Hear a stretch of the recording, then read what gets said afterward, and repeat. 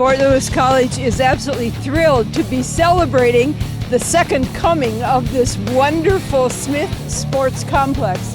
Well, it's the second time around, but it's better the second time, and it's just a wonderful day, not for me, but for the kids at Durango, because that's what we were doing this for. A few hundred, young and old alike, turned out August 17th to mark the second grand opening of the Smith Sports Complex at Fort Lewis College.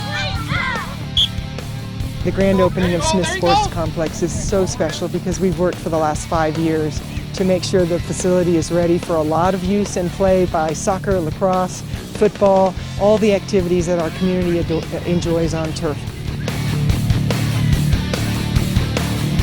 Let's flash back for just a moment to September 14th, 2012, and the first grand opening.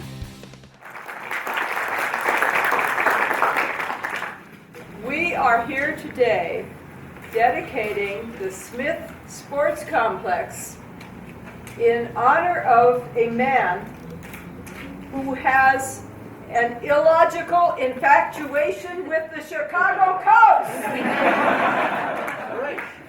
To the eyes of the few present that day, the green turf appeared ready to take on all comers, aided by a high-tech remote-controlled irrigation system.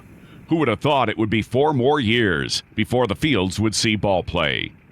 We discovered that this area was used primarily as a construction laydown yard, and there was a lot of debris put on the site, and the amount of rock was significant. And so what we discovered as we went through the construction project is that all of this rock had to be removed. And so we did bring on a specialized contractor to sift through all of the rock and then bring in amendments to make sure the soil was a good sand base so it could withstand the level of play it's going to receive.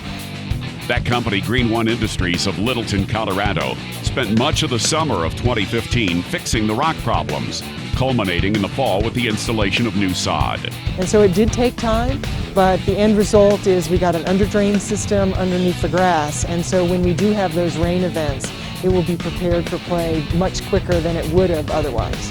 It was discovered the next spring, voles had damaged the turf further, but repairs were made in time for the second grand opening, August 17th, 2016, and there was plenty of praise for the finished The product. total acreage is 15 acres. It's 10 acres of turf grass that can be utilized in a variety of configurations for sports. So if you want to have 4 regulation-sized soccer fields, you can do that. If you want to have youth soccer fields, you could have multiple, more than 4. It depends on the age of the athletes and the type of sport that they're playing on how many fields we can ultimately accommodate.